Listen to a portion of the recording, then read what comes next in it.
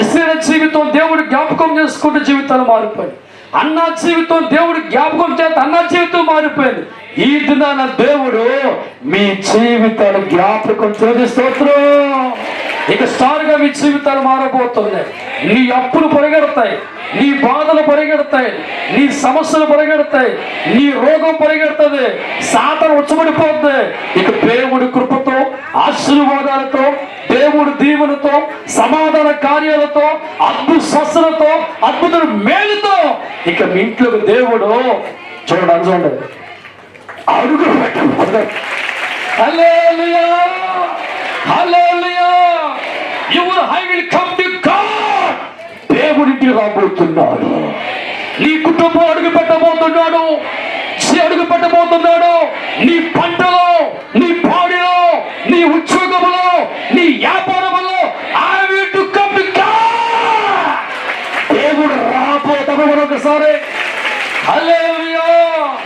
ప్రపంచమంతా మునిగిపోతూ ఉంటే జలప్రలయం చేత నోవా కుటుంబం దేవుడి జ్ఞాపకం చేశాడు. దేవుడి స్తోత్రం. మట్టి మనుషులుగా వారి కుటుంబం ఉందా వచ్చనమ్మా. కానీ దేవుడు అంటే భయభక్తులు కలిగి ఉన్నాం, దేవుడు అంటే విశ్వాసం కలిగి ఉన్నాం.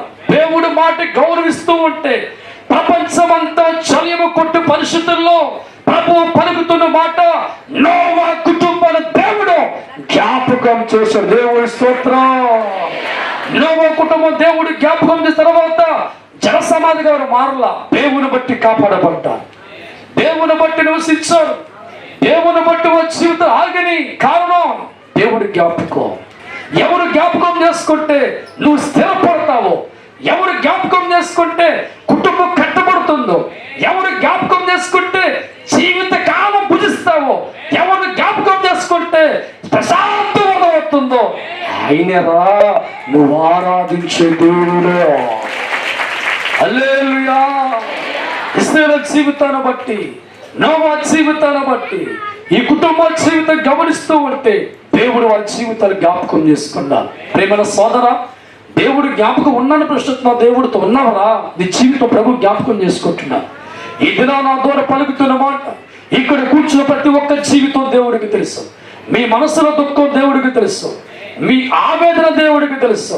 నీ ఒంట్లో ఏ జబ్బు ఉందో, ఏ రోగం వెంటాడుతుందో, వైద్యులు ఏమి చెప్పారో, నువ్వు ఎంత అప్పు కలిగి ఉన్నావో, దేని బట్టి ఏడుతున్నావో నిన్ను నిర్మించిన దేవుడు తెలుసు. ఆయన అంటున్నాడు మిమ్మల్ని జ్ఞాపకము చేసుకోబోతున్నాను. దేవుడు